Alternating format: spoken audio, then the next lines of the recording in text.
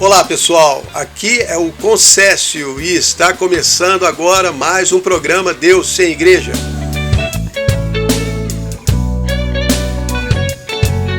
Esse programa é para quem acredita em Deus, quer se aproximar dele e fortalecer sua fé, ouvindo histórias da Bíblia, textos cristãos inspirados e músicas que tocam o seu coração. Hoje eu vou falar sobre obediência nos tempos da rebeldia. Já falei sobre obediência a Deus no programa de 21 de agosto desse ano. Contei algumas histórias da Bíblia muito bacanas e expliquei a necessidade de obedecer a Deus, a obrigação que temos de prestar respeito a Ele. Se você não é um cristão, pode achar toda essa conversa uma bobagem enorme, mas quem conhece Deus sabe que esse assunto é sério.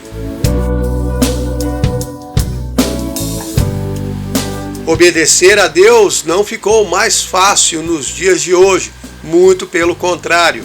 Se a própria existência de Deus é negada pela maioria, quanto mais a necessidade de obedecer a Ele. E é sobre isso que eu quero falar. Porque o ser humano é muito influenciado pelo meio em que vive. Mesmo sem querer, acabamos aceitando algumas atitudes como normais e até adotamos comportamentos que não eram nossos e que não agradam a Deus.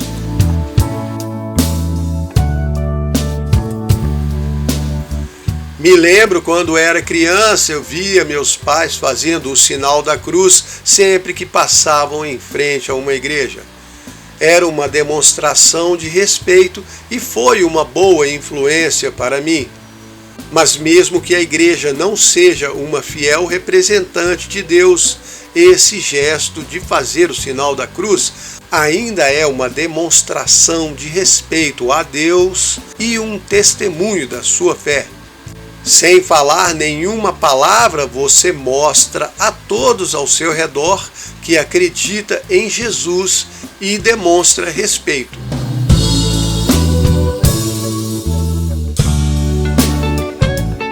A crença no Deus verdadeiro e no seu Filho Jesus foi tão contaminada pelas muitas doutrinas religiosas e foi tão diluída pelos costumes modernos que pouco sobrou da verdadeira fé. Qualquer um pode falar que acredita em Deus sem assumir nenhum compromisso. E eu não estou falando de compromisso com a igreja, mas com Deus, com Jesus. Porque não interessa qual igreja você frequenta, se é um cristão que acredita no Deus Pai Todo-Poderoso, Criador dos céus e da terra, e se confessa Jesus Cristo como seu Salvador, então você faz parte da única igreja verdadeira, que é o corpo de Cristo. Paulo disse isso lá em Colossenses 1,18. Cristo é a cabeça do corpo, que é a igreja. E explicou em Romanos 12, 4 e 5. Assim como um corpo tem muitos membros e cada membro tem a sua função, nós também, que somos muitos, fazemos parte do corpo de Cristo e individualmente membros uns dos outros. Então, a sua responsabilidade como cristão é preservar todo o corpo e seguir tudo o que a cabeça lhe diz para fazer. Porque os membros de um corpo não podem agir conforme sua própria vontade, ou pelo menos não deveria ser assim. Eu sei que isso é só uma ilustração e que na vida real cada um vive sua vida separadamente sem prestar conta uns dos outros. Mas não é assim que Jesus gostaria que fosse. Ele queria que os cristãos lutassem todos juntos pelo seu reino. E mesmo que não estejamos vivendo juntos, espiritualmente fazemos parte do mesmo corpo. E esse corpo deve estar conectado à cabeça, que é Jesus, e deve seguir o que ele nos guia a fazer. Cada um seguindo o seu papel no reino de Deus. independente do que Ele te criou para ser. O que importa é a sua fidelidade de permanecer no seu chamado. E permanecer no seu chamado nem sempre é algo grandioso, como o chamado de uma mãe que passa os seus dias cuidando de um bebê, amamentando e trocando fraldas. Aparentemente não existe grandeza nisso, mas na verdade é um chamado importantíssimo, porque ela está cuidando de uma vida, criando uma nova pessoa, formando um ser humano que vai ser diretamente influenciado pelas atitudes dela, principalmente nos seus primeiros anos de vida. E hoje em dia esse chamado é muito desprezado. São poucas as mulheres que querem se dedicar a ser só uma mãe, como se fosse uma coisa pequena, sem importância.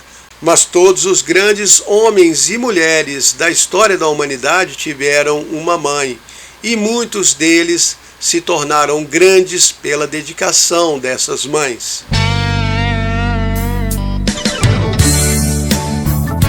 Então existem diversos chamados que são considerados pequenos nessa vida, mas nem por isso eles deixam de ser importantes, como o chamado do ferreiro que colocava os pregos na ferradura do cavalo do rei. No meio de uma batalha, um prego se soltou, a ferradura saiu, o cavalo tropeçou e o rei caiu, e com ele caiu todo o reino. A grandeza do chamado não está na aparência, mas na fidelidade com que você permanece nele e na dedicação com que o realiza. É fácil apreciar as coisas grandiosas que algumas pessoas fazem, mas existe muita grandeza nas pequenas coisas. E nós não temos noção da importância delas, porque nossa mentalidade foi poluída pelo valor da aparência que este mundo cultiva. A fidelidade, obediência e dedicação em fazer as pequenas coisas é o que as torna grandes, ou faz com que elas gerem grandes resultados e até mesmo grandes recompensas. Se não aqui nesse mundo, com certeza na nossa vida no céu. Aliás, quando chegarmos lá, vamos encontrar muitas pessoas grandiosas que aqui eram completos desconhecidos. E também vamos ver grandes figuras ilustres no mundo totalmente apagadas lá no céu, porque não realizaram nada que tivesse alguma importância para o reino de Deus. Preferiram viver só para si mesmas do que obedecer a Deus. Dedicaram a vida para agradar o mundo e se afastaram de Deus, comprovando o que está escrito em Tiago 4:4. Qualquer que quiser ser amigo do mundo, constitui-se inimigo de Deus. Se toda a sua grandeza aqui na terra está ligada às coisas desse mundo, ela vai ficar por aqui no mundo quando você partir. Isso não interfere na sua salvação. Eu gosto sempre de lembrar que a sua salvação foi garantida por Jesus através do sacrifício na cruz. Ele morreu por você para te livrar da condenação, do pecado e da morte eterna. E se você o reconhece como Salvador e aceitou de coração o sacrifício que ele fez, então está salvo.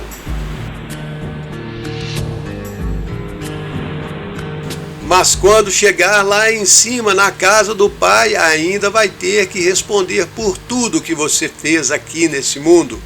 E por essas coisas você vai ser recompensado ou envergonhado, como está escrito em Daniel 12:2. Muitos dos que dormem no pó da terra ressuscitarão, uns para a vida eterna, outros para vergonha e desprezo eterno. Por isso, essa questão de obedecer a Deus tem que ser levada muito a sério. Não podemos ver os valores divinos com os olhos desse mundo, porque Deus não vê como o homem vê.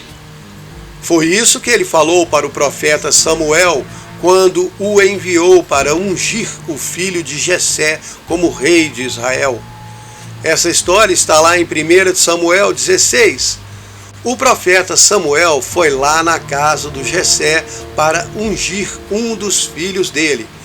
E quando chegou o mais velho, Samuel pensou: este é o que eu vou ungir. Mas Deus falou para ele: não olhe para sua aparência nem para sua altura, porque eu o rejeitei. O Senhor não vê como vê o homem. O homem olha para o que está diante dos olhos, porém o Senhor olha para o coração. E é aí que as pessoas perdem a noção verdadeira da grandeza. Muitas acabam ficando desanimadas com a vida que Deus preparou para elas aqui nesse mundo, só porque aos olhos do mundo não é nada grandioso. E às vezes nem é só aos olhos do mundo, até a própria pessoa acha que o chamado dela é bobo ou insignificante. Talvez nem reconheça como um chamado de Deus para a sua vida, e aí fica procurando outra coisa para fazer. O que é pior ainda, Deus te chamou para uma tarefa aqui nesse mundo, mas você acha aquilo insignificante e resolve descobrir o seu próprio chamado. Ou seja, é como falar para Deus: tudo bem, Deus, eu estou vendo que esse negócio que o Senhor quer que eu faça não é lá grande coisa. Então pode deixar que eu vou fazer alguma coisa muito melhor para o Senhor. Ou seja, a pessoinha acha que sabe mais que Deus. Deus escolhe ela para ser uma coluna estrutural de um edifício, mas ela prefere ser a porta de vidro espelhada na entrada, porque aparece mais e é mais bonita. Só que por ordem de importância, a coluna vale muito mais que a porta bonitinha. Sem a coluna, o edifício inteiro desmorona. Quando os discípulos começaram a disputar entre si para ver quem era o mais importante e quem seria o maior no reino de Deus, o que Jesus falou? Em Mateus 23:11, ele fala que o maior era o servo de todos, ou seja, o menos considerado. E em Mateus 18:4, ele fala que o maior é o mais humilde. Outra ideia contrária à do mundo. Então, o importante aqui para nós nesse mundo é sermos fiéis e obedientes ao chamado de Deus para nós, não importa qual ele seja. Deus me chamou para cuidar de pássaros. Vai cuidar deles então com muito carinho. Faça igual o rei Davi. Antes de ser chamado para ser rei, Deus tinha chamado ele para cuidar de ovelhas. Aí sabe o que ele fazia? Levava elas para o pasto e ficava tocando harpa para as ovelhas e cantando. O maior barato. Acho que as ovelhas adoravam o Davi. E ele arriscava a vida para proteger essas ovelhinhas. Chegou até a matar um leão e um urso que tentaram atacar as ovelhas. E por ser fiel no seu chamado, que era considerado pequeno e insignificante, pastorzinho de ovelhas, Deus o colocou no mais alto chamado do reino de Israel. Ele virou o rei. Mas mesmo que você não vire um rei aqui nesse mundo, continue sendo fiel ao seu chamado, seja ele grande ou pequeno, porque o que vale para Deus é a sua fidelidade e obediência. Mesmo que não seja grande para o mundo, faça com dedicação o que Deus te colocou para fazer. Permaneça fiel ao seu chamado, seja para lutar, para ficar quieto ou para dar duro trabalhando. Onde for que Deus te colocar, ali é o seu lugar. Mesmo que você não se sinta qualificado, mesmo que ache que não está à altura do chamado, antes assim do que se achar muito melhor do que o que tem para fazer, porque isso é o orgulho do ser humano. Se Deus te colocou num trabalho que hoje você não acha que é o melhor para você, seja fiel nele. Deus sabe o que está fazendo e assim que comprovar que pode te confiar mais, Ele vai dar. Foi isso que fez o homem rico naquela parábola dos talentos que Jesus contou em Mateus 25 e Lucas 19. O homem deu um pouco de dinheiro para os seus empregados e os que foram fiéis em investir e ganhar mais, ele recompensou e falou: você foi fiel sobre o pouco, então sobre o muito te colocarei. Mas é claro que nós não temos que ser fiéis no pouco visando o muito. O objetivo deve ser apenas obedecer porque Deus te colocou ali. Você quer fazer o seu melhor para agradar aquele que te confiou o trabalho, seja grande ou pequeno.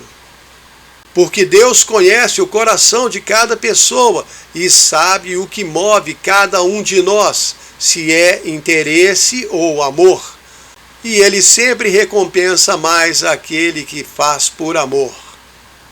Mas se por algum acaso você não fizer a menor ideia de qual é o chamado de Deus para a sua vida, fique onde está, faça o seu melhor onde estiver. Porque, como diz o Salmo 37, 23, os passos do homem bom são confirmados pelo Senhor, e ele fica feliz com o seu caminho. Deus tem planos para você. Tudo o que Ele criou tem um motivo e uma razão para existir. Como diz Provérbios 16, 4. O Senhor fez todas as coisas para o seu próprio fim, até o homem mau para o dia da calamidade. Então, enquanto você não sabe identificar qual é o seu chamado, siga a recomendação do Salmo 37, 7. Confia no Senhor e faça o bem. Habita na terra e viva tranquilo. Fique ali perto dele, seguindo, sossegado, cuidando da sua vida, fazendo o seu melhor para obedecer a Deus naquilo que você sabe que Ele espera de você. E se Ele te chamar para algo maior, você já está lá disponível e em sintonia com o Espírito Santo. Porque Deus gosta muito mais de usar os disponíveis do que os qualificados. Porque nem sempre os qualificados estão disponíveis, principalmente para os trabalhos pequenos e insignificantes aos olhos do mundo. Nos dias de hoje, a maioria procura os grandes cargos, aqueles que têm mais reconhecimento e dão menos trabalho. Porque é isso que faz bem para o ego do ser humano, mostrar o quanto é importante. Mas nada do que o mundo considera valioso tem valor para Deus. 1 João 2, 15 a 17. Não amem o mundo, nem as coisas do mundo. Se vocês amam o mundo, o amor de Deus não está em vocês. Pois tudo o que há neste mundo, os desejos da natureza humana, a vontade de ter as coisas que você vê e o orgulho desta vida, nada disto é de Deus, mas é do mundo. E o mundo passa, e com ele passa tudo aquilo que as pessoas desejam. Mas aquele que faz a vontade de Deus, este permanece para sempre. Quem se esforça para obedecer a Deus, contrariando o que este mundo ensina e valoriza, é quem vai ser reconhecido por Deus e recompensado quando chegar ao céu. Jesus disse em Lucas 9:26, quem se envergonhar de mim e das minhas palavras, o Filho do Homem vai se envergonhar dele, quando vier na glória de seu Pai e dos santos anjos. Não tenha vergonha do seu Deus e nem de Jesus, que deu a vida por você.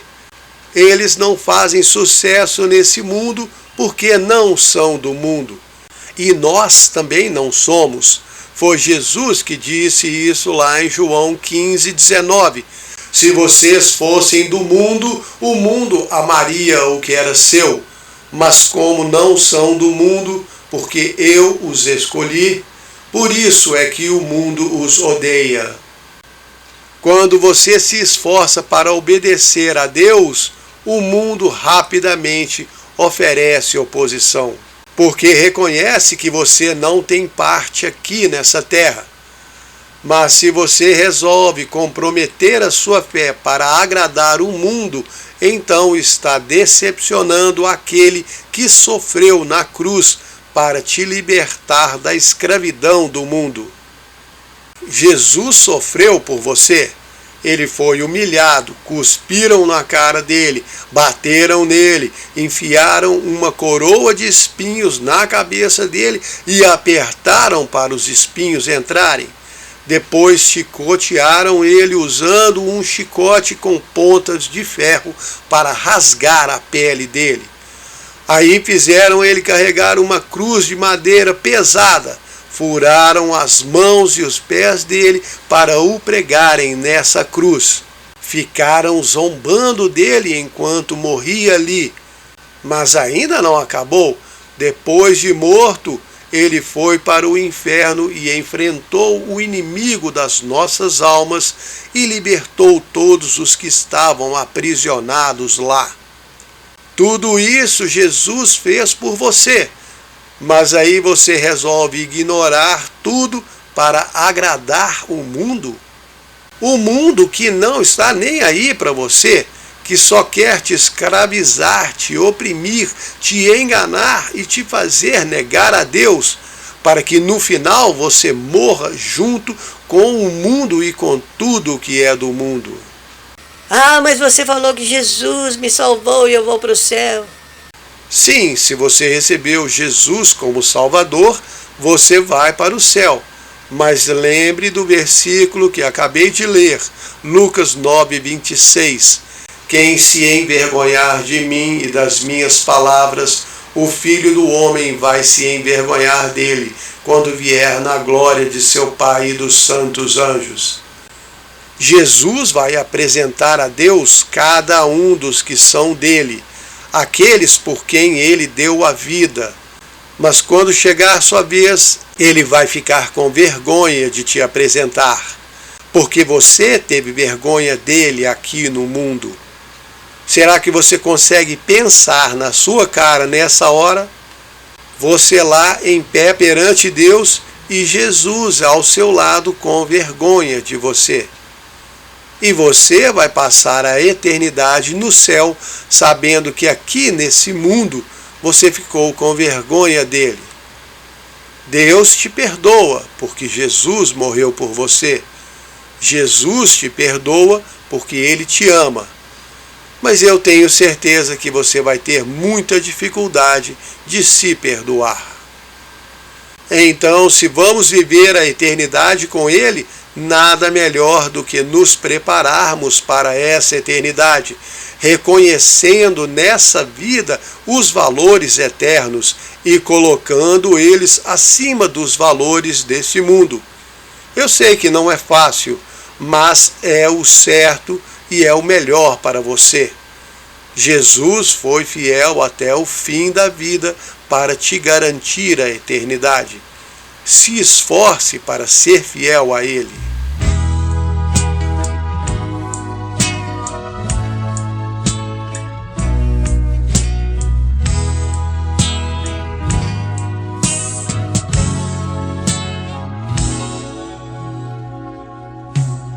Quando a escuridão envolve o seu dia que voou, você fica só pensando quanta coisa se passou.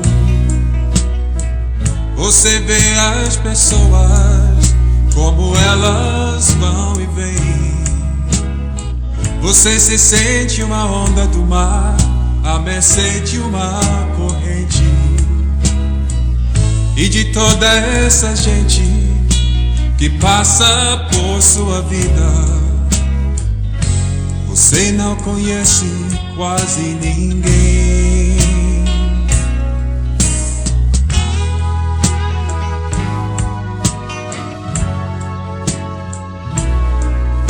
Devagar o tempo passa e o vento está a soprar. Faz um som tão solitário, tão só quanto você está.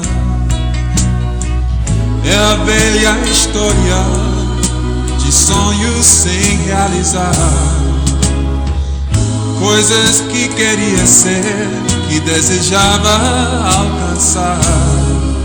O amor que você lutou pra ter e não consegue desfrutar.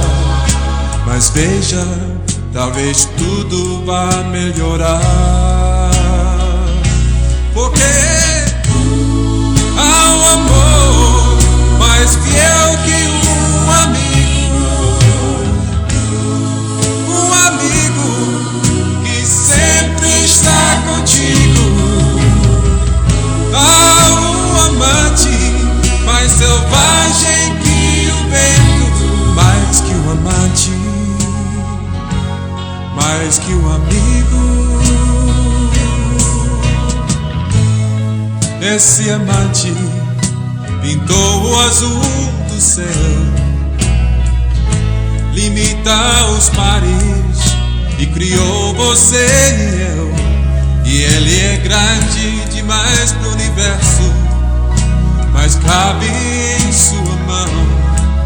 E é pequeno bastante pra viver no seu coração.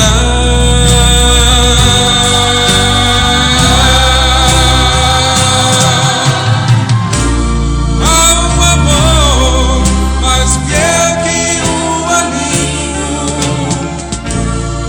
Um amigo que sempre está contigo. Há um amante mais selvagem que o vento, mais que o amante, mais que o amigo.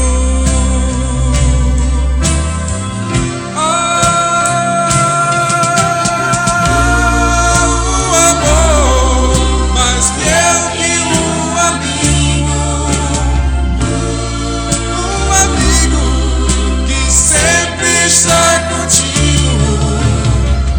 Um amante mais selvagem que o vento, mais que o amante, mais que o amigo. Ele é mais que um amigo.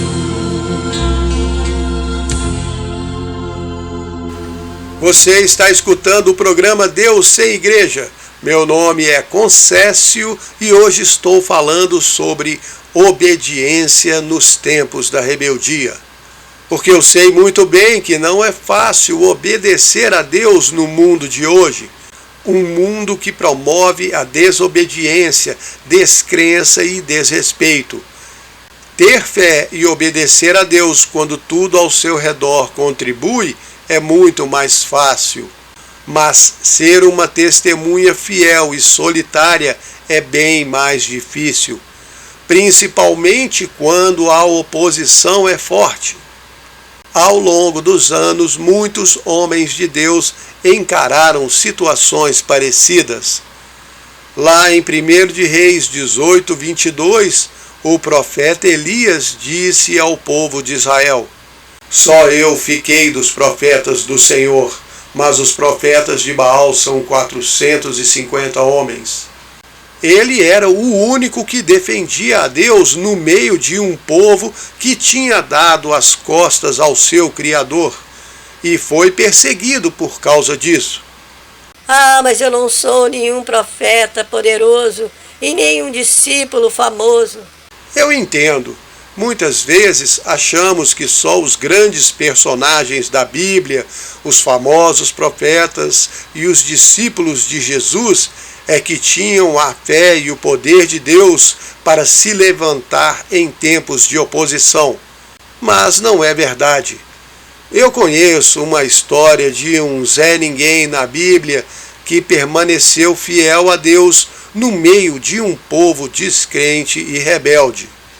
Já contei essa história em alguns vídeos lá no canal Deus Sem Igreja no YouTube, mas preciso contar ela aqui para vocês. É a história de um sujeito pouco conhecido, o Caleb. Mas para falar dele, antes eu tenho que voltar lá atrás na história dos filhos de Israel quando saíram do Egito. Acho que a maioria já conhece essa história. Moisés foi pedir ao faraó para libertar o povo, mas o faraó não queria perder os seus escravos. Então Deus castiga o Egito com as suas pragas e no final, depois da morte dos primogênitos, o faraó decide libertar todo mundo. Mas logo depois se arrepende e vai atrás deles. Aí tem aquele famoso episódio da travessia do Mar Vermelho. Deus abre o mar e o povo atravessa a seco. E quando os egípcios vão atrás para persegui-los, o mar se fecha e mata todos eles.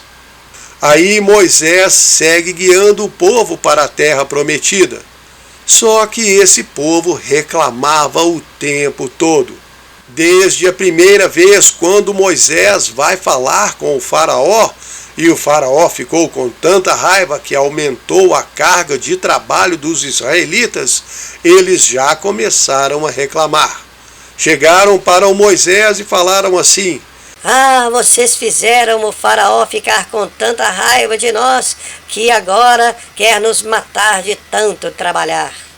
E depois lá em Êxodo 14:11, quando eles estavam de frente para o Mar Vermelho e o faraó vem com seu exército para capturar o povo, aí eles falaram com Moisés: Porque vocês nos trouxeram até aqui? Foi porque não tinha túmulos suficientes no Egito e vocês nos trouxeram para morrer no deserto? Aí Deus vai lá, abre o mar e eles passam todos felizes e ficam louvando a Deus. Mas 3 dias depois começam a reclamar porque não tem água. Depois reclamam porque não tem comida. Aí foram falar com Moisés assim: Ah, quem dera nós tivéssemos morrido no Egito, quando tínhamos panela de carne e comíamos pão com fartura. Você nos trouxe aqui no deserto para morrermos de fome. Aí Deus fez chover o maná do céu, que era um floco parecido com um cereal. Eles podiam usar para fazer pães e bolos. Então eles começaram a reclamar porque não tinham carne. Deus foi lá e trouxe um monte de codornas que veio voando e caiu no acampamento israelita. Eles pegaram e comeram as aves. O tempo todo o povo ficava reclamando de tudo. E Deus ficava cuidando deles e engolindo as suas reclamações. E ainda depois de tudo isso, quando o povo chegou no Monte Sinai, lá foi Moisés subir o monte para receber os mandamentos de Deus e ficou lá em cima 40 dias com Deus. Aí o povo cansou de esperar, chegou para o Arão, que era o irmão de Moisés, o sacerdote escolhido por Deus, e falou assim: Faça um Deus para nós adorarmos, porque esse tal de Moisés sumiu e nós não sabemos o que aconteceu com ele. E o pior é que o Arão concordou. Pegou os anéis, pingentes, brincos, colares de ouro, derreteu tudo e fez um bezerro de ouro. E falou para o povo: Ó Israel, esse é o Deus que tirou vocês do Egito. Deus ficou muito zangado com esse povo. Ficou com vontade de destruir todo mundo. Mas aí Moisés orava, pedia para Deus ter misericórdia, e Deus tinha, perdoava. Mas o povo continuava reclamando. e Deus continuava cuidando deles. Deus cuidou do povo o tempo todo, mesmo eles reclamando sem parar. Durante toda a jornada do Egito até a terra prometida, Deus alimentou o povo todos os dias com o maná que caía do céu, fez sair até água da pedra para matar a sede do povo. Colocava uma nuvem acompanhando o povo na caminhada pelo deserto para fazer sombra durante o dia. E de noite tinha uma coluna de fogo que iluminava e aquecia o povo. Deus tratava esse povo com muito carinho e eles reclamavam o tempo todo. E aí, quando finalmente chegaram na terra prometida, pouco tempo depois, Deus falou com Moisés: escolha um homem de cada tribo de Israel e envie para percorrer a terra e trazer notícias para o resto do povo. O que Deus queria fazer era mostrar para o povo o quanto a terra era boa, para eles ficarem todos animados com ela. Aí Moisés foi lá e escolheu os 12 representantes, e entre eles estava o Calebe, que era da tribo de Judá, e o Josué, que era da tribo de Efraim. Esse Josué era o assistente de Moisés. Quando Moisés ficou 40 dias lá no Monte Sinai, Josué ficou esperando por ele no meio do caminho.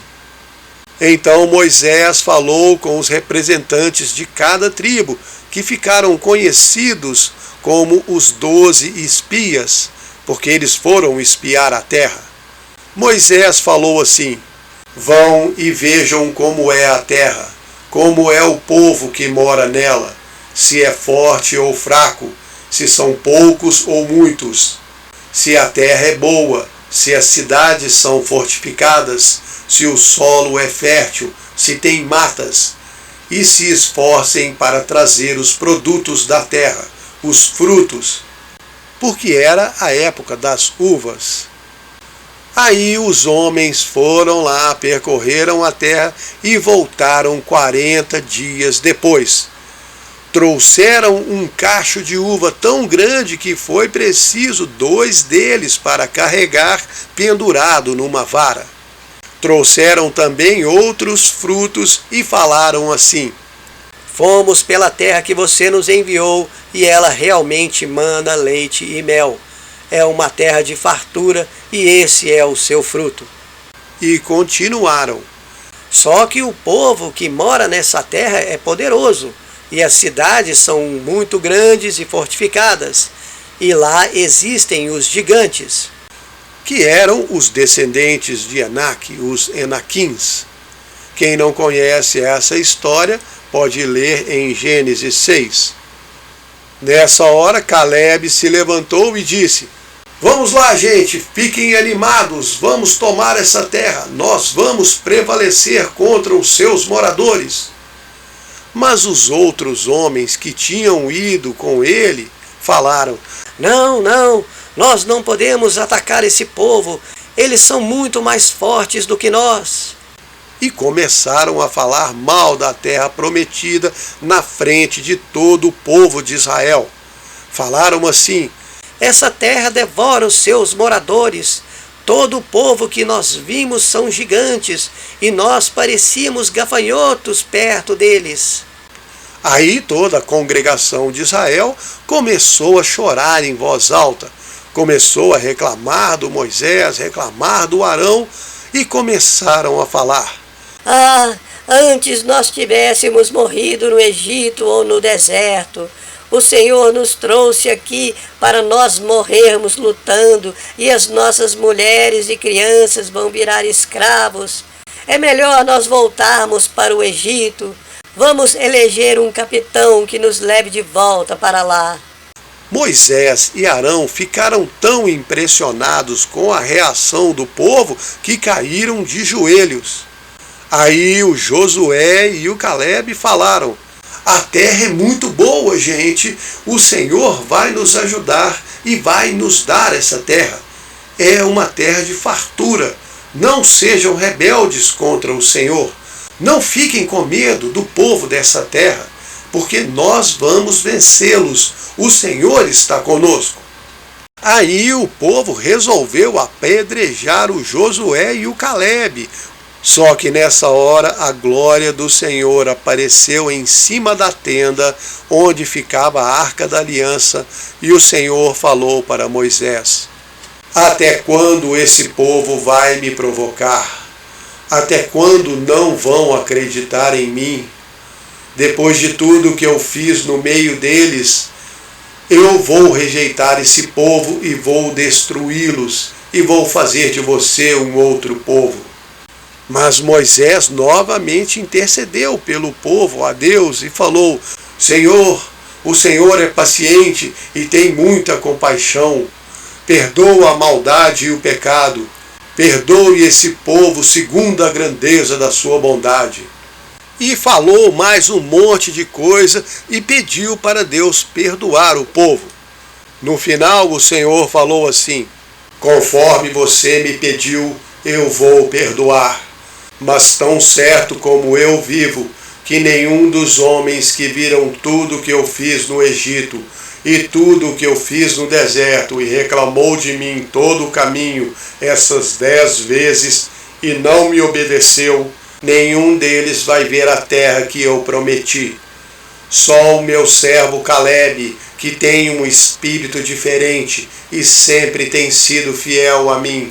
Por isso eu farei com que ele entre na terra que espionou, e os seus descendentes vão possuir aquela terra. E Deus continua: eu ouvi as reclamações dos israelitas e vou dar a essa gente o que eles pediram. Eles serão mortos e os seus corpos vão ficar espalhados no deserto. Todos os que reclamaram contra mim, que têm 20 anos de idade ou mais, não entrarão nessa terra. Somente Calebe e Josué. Vocês falaram que seus filhos iam ser presos, mas eu vou levar esses filhos para a terra que vocês rejeitaram.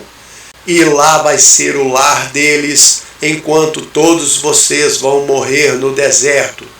E agora vocês vão caminhar 40 anos pelo deserto, 1 ano para cada dia que os espias percorreram a terra, e vocês vão descobrir o que é ficar contra mim.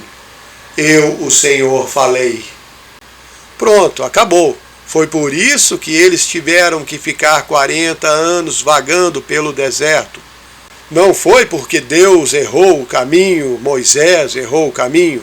Foi um castigo por terem rejeitado a terra que Deus reservou para eles. Depois de tudo que ele fez no Egito, todos os milagres, todo o carinho, toda a paciência com que Deus tratou eles todo o caminho, eles ainda duvidaram e reclamaram sem parar. Só que essa não é a lição desse programa. O que eu quero contar é a história do Calebe, porque ele foi fiel a Deus. Percorreu a terra, voltou todo animado, tentou animar o povo, defendeu a terra, confiou em Deus e quase foi apedrejado por causa disso. Mas mesmo assim, apesar do Calebe ter sido fiel a Deus e honrado Deus com sua fé, defendido a terra prometida, mesmo assim, ele também teve que dar meia volta junto com todo o povo e caminhar por 40 anos no deserto. Deus tinha prometido para o Calebe que ele e os seus descendentes iam herdar a terra que ele espionou.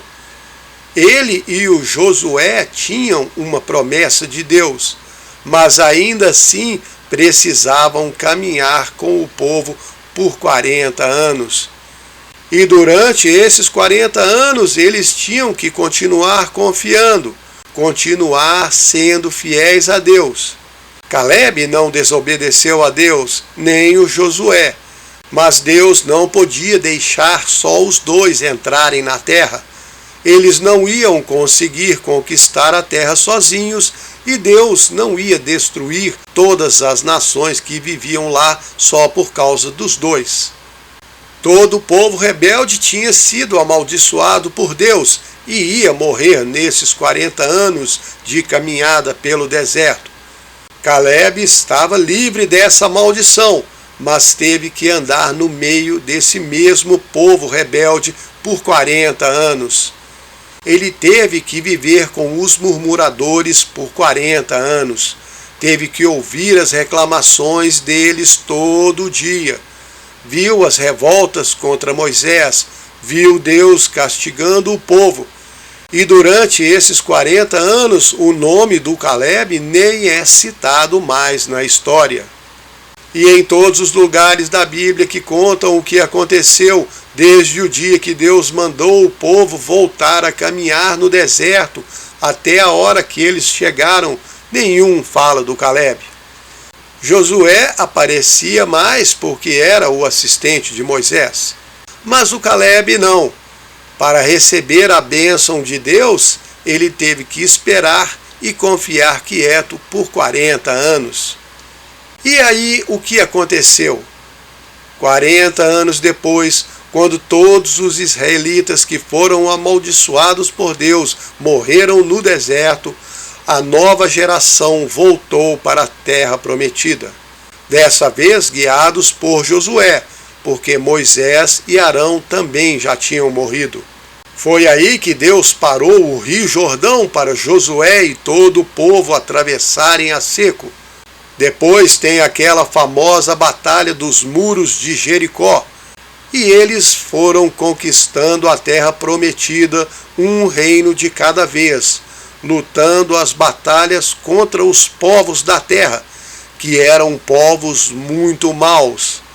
Eram tão maus que em Levítico 18:25 conta que a terra vomitou os seus moradores. Por isso Deus queria expulsá-los de lá.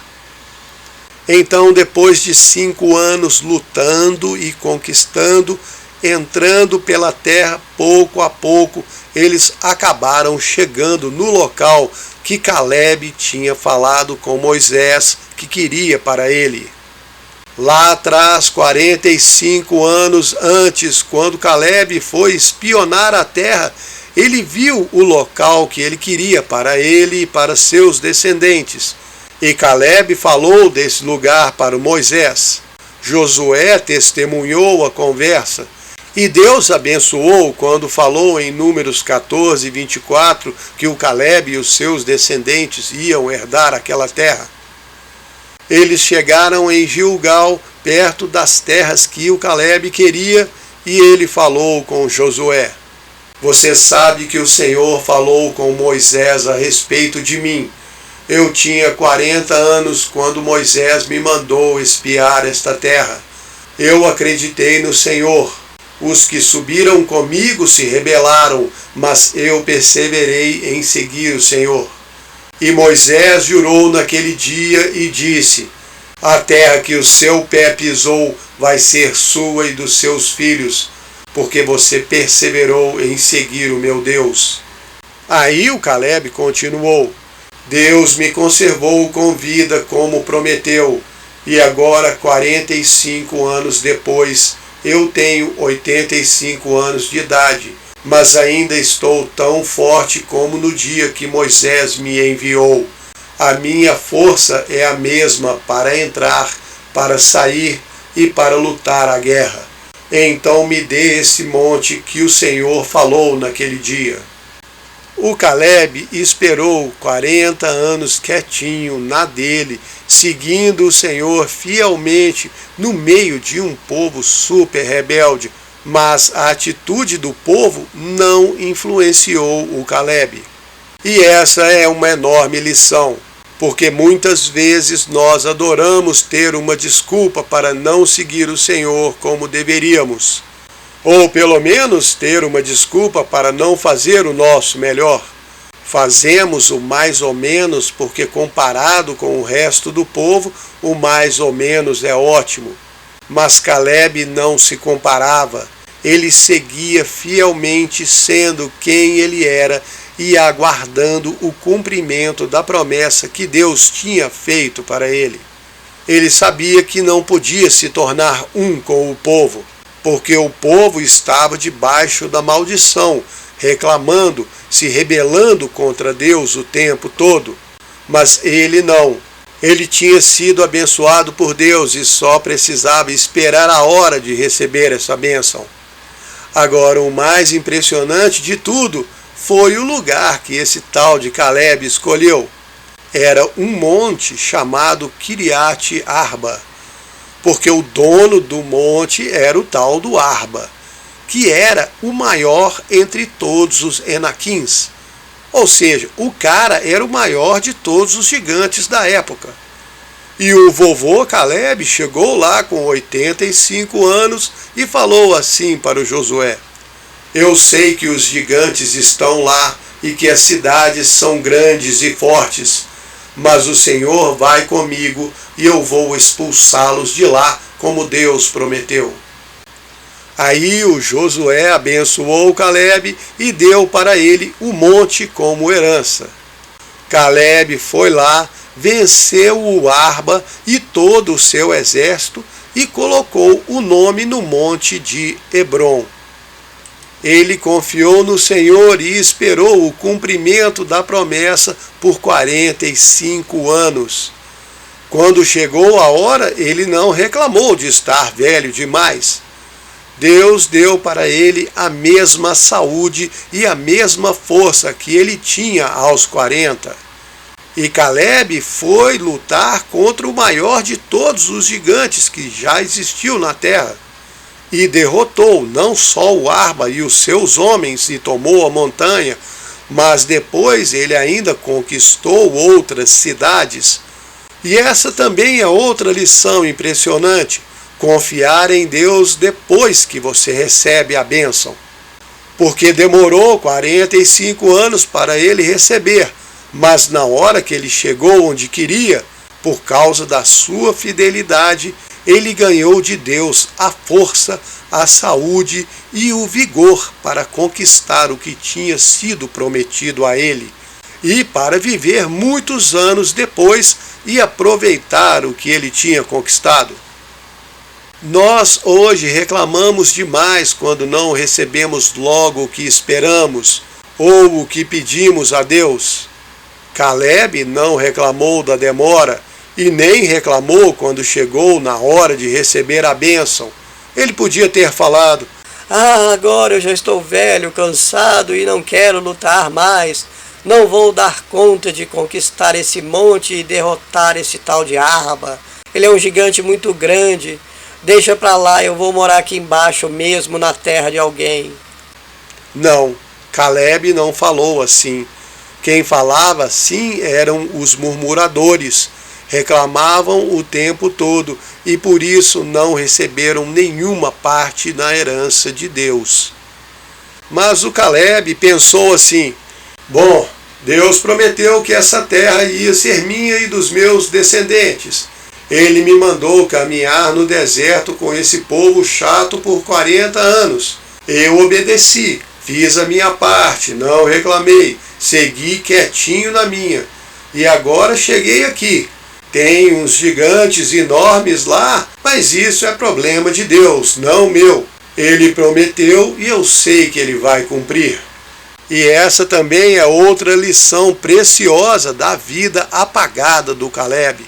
Quando Paulo, 1500 anos depois de Caleb, escreveu lá na carta aos Romanos, capítulo 4, versículo 21, o que Deus prometeu, ele é poderoso para cumprir. Paulo estava falando de Abraão, mas Caleb já sabia disso. Ele sabia que Deus ia cumprir o que tinha prometido, independente da idade que o Caleb tinha ou da força que ele tinha. Porque Deus foi fiel nisso também. Conservou o Caleb com saúde e com a mesma força que ele tinha aos 40 anos. Pelo que conta na Bíblia, da geração adulta com mais de 20 anos, só Moisés, Arão, Josué e Caleb permaneceram fiéis, confiando em Deus. Moisés era o profeta escolhido por Deus para guiar o povo. Arão, o sacerdote escolhido por Deus. Josué, o assistente de Moisés que estava ao lado dele o tempo todo. E Caleb, um Zé Ninguém, mas foi o único ninguém que foi alguém além do povo, porque ele fez o que mais ninguém queria fazer. Ele obedeceu, confiou e esperou. E no dia que o Caleb se levantou para defender a terra prometida, ele ouviu o maior elogio que Deus podia falar para alguém. Deus falou dele assim: Caleb tem um espírito diferente e sempre tem sido fiel a mim. Muito legal isso. É exatamente o que todos nós deveríamos buscar, receber um elogio desses de Deus. Então, se você tem que viver no meio de um povo rebelde que só reclama e vive afastado de Deus, lembre do Caleb. Pense no que ele passou e no quanto ele teve que esperar e quanto teve que confiar. Porque eu tenho certeza que não foi fácil para ele. Mas por causa da sua fidelidade, esse Zé Ninguém recebeu um elogio do próprio Deus. E depois alcançou todas as promessas que tinham sido feitas a ele. Deus não falhou com o Caleb e não vai falhar com nenhum de nós. Se esforce e obedeça, mesmo quando ninguém mais quiser. É o que Deus espera de você. Suba ao monte e deixe este mundo. Cruze um rio, ainda que profundo. Jesus já vem, não vai demorar. Dê a palavra, continue a cantar. E deixamos para trás o passado e marchamos pro que Deus tem à frente. Atendemos ao seu alto chamado, ganhar o prêmio que Ele tem pra gente. Meu corpo todo doído, meu coração partido. Algo em mim me faz sentir que não posso desistir.